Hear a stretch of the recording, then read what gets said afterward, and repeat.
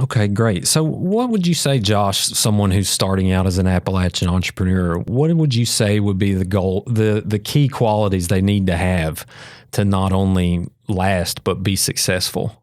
Yeah, as an entrepreneur in general, I mean, I think the first thing that you have to do is understand the risks that are involved.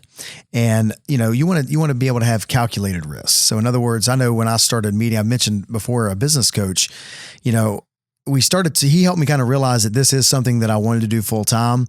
And I was kind of under the mentality that, well, gosh, maybe I don't have enough faith to make it happen. I'm scared to jump off that ledge. And he's like, well, you would be stupid to do that right now because you don't have a plan. And he said, so let's sit down and develop a plan and see if that's even possible, if this is something that would, be a legitimate opportunity. And as we work through the numbers, and, things are pretty scary until you put numbers behind them. And once you got the numbers all in place, and it's just putting that puzzle together and figuring it out.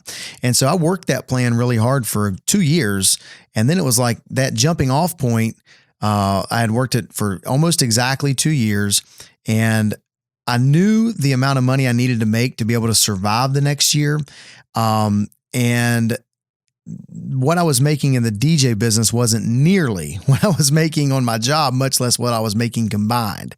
But I just had that kind of gut instinct and the faith in the processes we had set up over the last couple of years that, hey, if I can put my full energy and effort into this next year, I think I can make it. So there is a jumping off point. There is some faith, but there was a plan behind it. There were numbers behind it. And guess what? That first year that I went full time, I made more money than I did in my job and DJing combined. So it worked out for me.